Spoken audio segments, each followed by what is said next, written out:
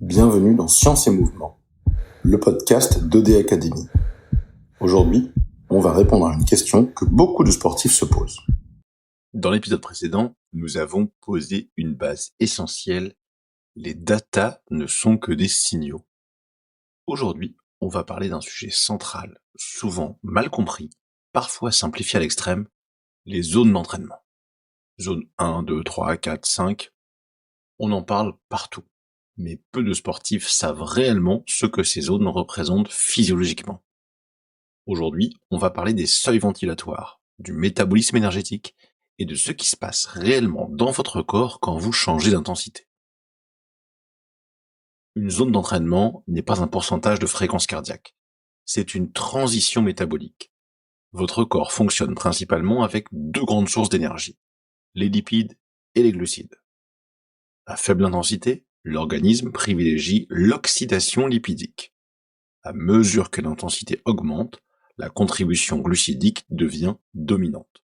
Entre ces deux états, il existe des points de bascule. Ces deux points s'appellent le seuil ventilatoire 1, SV1, et le seuil ventilatoire 2, SV2. Le premier seuil ventilatoire correspond au moment où la ventilation commence à augmenter de manière disproportionnée par rapport à l'oxygène consommé. Concrètement, cela signifie que votre corps commence à produire plus de lactate qu'au repos, mais il est encore capable de le recycler efficacement. C'est la fameuse zone 2.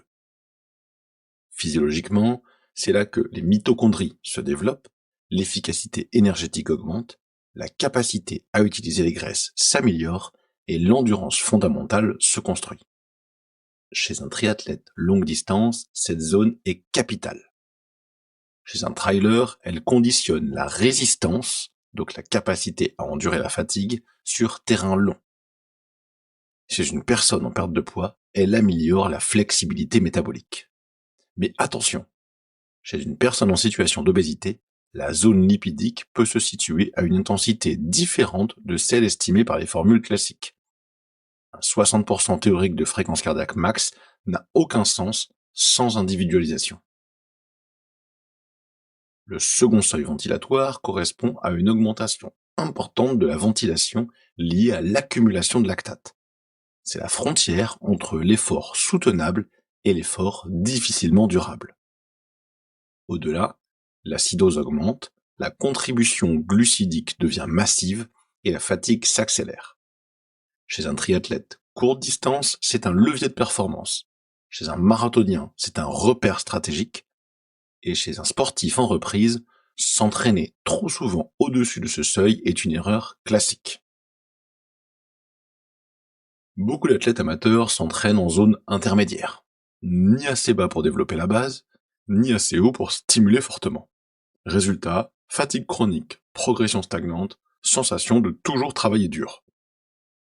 Physiologiquement, cette zone intermédiaire sollicite les glucides sans développer pleinement la capacité mitochondriale. C'est la zone fatigante mais peu adaptative. Chez la femme, les seuils peuvent varier selon le cycle hormonal. En phase folliculaire, on a une meilleure tolérance à l'intensité, une meilleure récupération et une meilleure utilisation des glucides. Pour rappel, la phase folliculaire, c'est avant l'ovulation. La phase lutéale, cette fois-ci, après l'ovulation, la température corporelle est plus élevée, la fréquence cardiaque légèrement plus haute et l'oxydation lipidique parfois modifiée. Les zones calculées en laboratoire peuvent donc fluctuer légèrement au fil du cycle. Ne pas en tenir compte, c'est mal interpréter les datas. Et en périménopause, la modification de la sensibilité à l'insuline, la variabilité plus importante et la récupération parfois plus lente, c'est ainsi que les seuils doivent être contextualisés.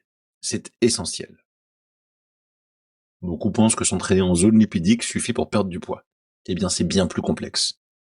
La zone basse intensité favorise l'oxydation des graisses pendant l'effort. Mais la perte de poids dépend de l'équilibre énergétique global. Chez une personne en surpoids, la mécanique du mouvement augmente le coût énergétique. La fréquence cardiaque monte plus vite et la fatigue périphérique apparaît plus tôt.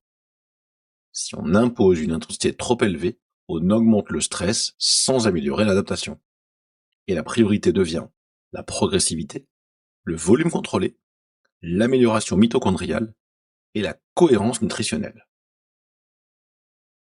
Mais peut-on estimer ces seuils sans test ventilatoire? Alors oui, partiellement.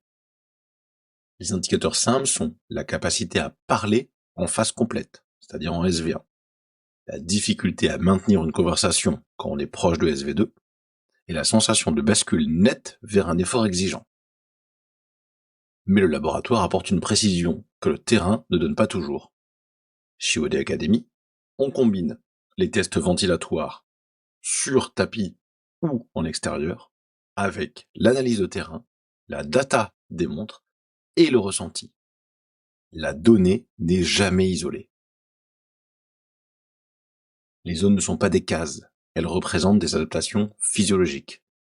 S'entraîner dans la bonne zone ne signifie pas s'entraîner doucement, cela signifie s'entraîner intelligemment. La performance durable repose donc sur une base aérobie solide, une gestion stratégique des intensités et une individualisation constante. Dans le prochain épisode, nous irons encore plus loin. Nous parlerons de la fréquence cardiaque comme indicateur imparfait de la dérive cardiaque et des erreurs d'interprétation les plus fréquentes. Parce que comprendre les seuils, c'est comprendre le moteur. Et comprendre le moteur, c'est maîtriser l'entraînement. Bienvenue dans Science et Mouvement, le podcast d'OD Academy.